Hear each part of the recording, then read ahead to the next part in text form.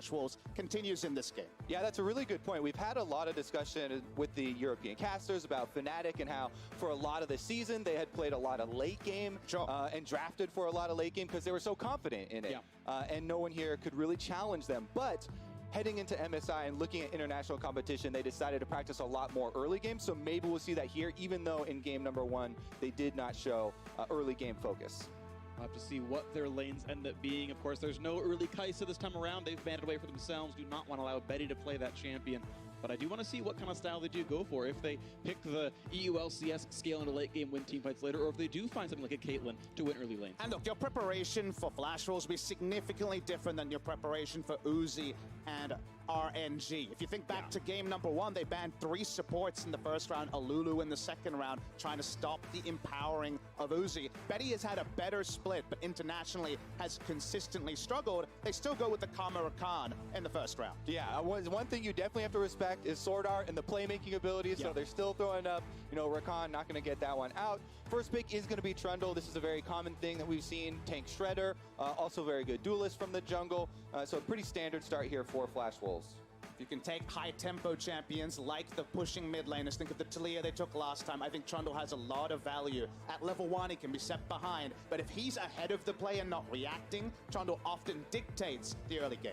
And he often ends up being king of the tanks in the mid to late game as well. Find an Orin or a Cho'Gath to ult, subjugate, take all the stats. King's Tribute now as it is. And ooh, a little bit of potential early pressure coming through. Either way, Morgana, a strong laner in her own right, works well into almost all the matchups. And if Graves comes through, another great early jungler as well, you tend to see him clear very fast to get an early game lead. But do notice, it does seem like it will be a one-tank comp. If we do see Morgana and Graves taken in the first round, could be very low on the tankiness. They do digress, they go towards a Swain. A flex pick on the red side. We'll see this a lot over the course of MSI. Yeah, you have to caution against, early showing jungle and support picks both, because as you said, that kind of pigeonholes you and gives away the entire team composition.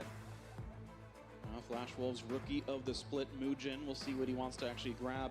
Now, of course, he's got the Trundle, but what he's going to draft for his teammates, of course, and the Varus Hover right now definitely has been a strong champion for Betty. Will be locked in, his most played of the year so far. First all-team AD carry as well. Betty has been a strong performer, at least domestically, and we'll see if he can keep this chain going here against Fnatic. And of course, it's 10 games for Betty on the Varus, none for Reckless. It's one that he looks over frequently. Ran it in the first game with the Skarner, with the plan of ganking bot lane, trying to hold Reckless down is something many teams have failed to do in Europe.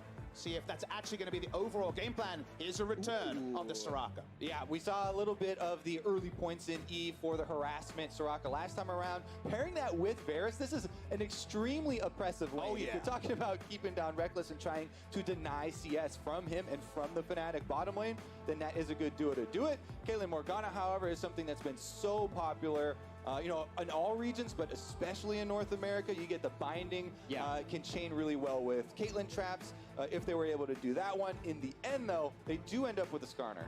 And I am very intrigued by how this battle lane match is going to play out, because the front half of Soraka E can do enough damage to one-shot Black Shield, then you're immediately silenced anyway. You can basically erase that ability depending on attribute points and how much MR and how much AP the Morgana gets. So this could be a very hard counter if Betty gets, or Sword Art gets enough stats. And you can pair that with the Varus, strong laning phase in his own right, and can operate on 1 and 2 item power spikes, something that Caitlyn cannot say for herself, so they would have mismatched power troughs. And Soraka on this big stage, definitely very different to what we were seeing in the regular season with the tank supports. We knew that the range supports were back, but the further thought, the whispers I was hearing was, but Soraka beats all of them in lane. Soraka has a very strong lane. Soraka 又出来了。 Doesn't have to stand in the front, she can stand in the back as well. Now, because she's going to be poking with the E-Max. Soraka 对线很强啊，但 Also notice the silence field can have very 打比赛还好，后期很强啊，对线很强，但是中间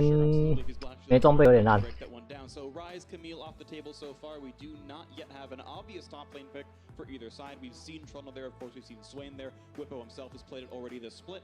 Gnar also dropped off the table. Of course, Fnatic very likely that Muujin's going to be playing that Trundle here, but waiting to see Flash Wolves 2 solos as the EULCS squad of Fnatic have that flex Swain and also looking for Reckless's champion here.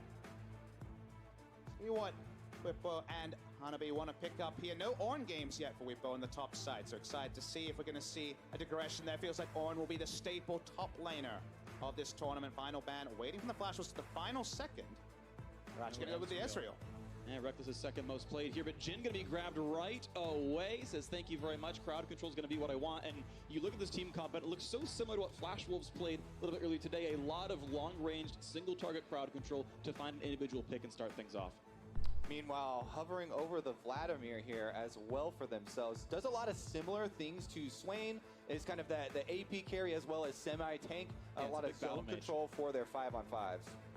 Fun things to watch for. So that's going to be locked in Vladimir, and it's a flex for a few seconds. It won't really matter. Of course, they'll lock in their second champion here as well, but I'm curious to see what matchup they want because they know one of those is going to have Swain either way, and I guess Vladimir could match it, but they got to find their other lane right now as well. They are kind of pigeonholed between two different options here. If you look at the first round of the draft, they're looking for more the closest target. Then Vladimir, he wants to dive into the back line. They can go either way, and speaking of either way, Oren can, of course, CC an entire team. So they have so many different options here on how to play team fights, but they don't really have a coherent strategy one way or the other. 比赛吗？我觉得还好诶。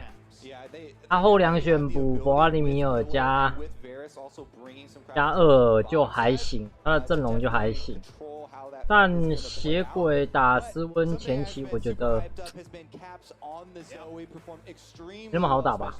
可是他斯温改打上楼一，那血鬼不好打楼一哦。这个混淆位做得不错。这场前期 Fnatic 的中野很强。Fnatic 的中野很强，然后下路也很推。这场选出来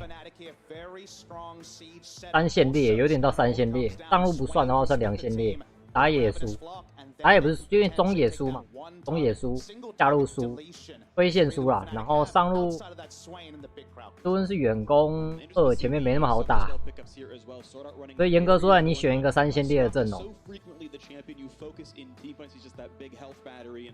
Barrier will help quite a bit in making sure she does not get focused down. So even if the bind does land, the follow through with Jin does happen, maybe she will survive that gank. And just that survivability you need to not die to those stronger ganks in the early game. Champions are all, of course, locked in. The final handshake from the coaches. And this is going to be the last game of the day for these two teams. Flash was coming into this one 1-0. Fnatic, though, had fallen earlier. 我们看好哪一队啊？看阵容哦。相信 Maple 啦，相信 Maple 的血鬼，所以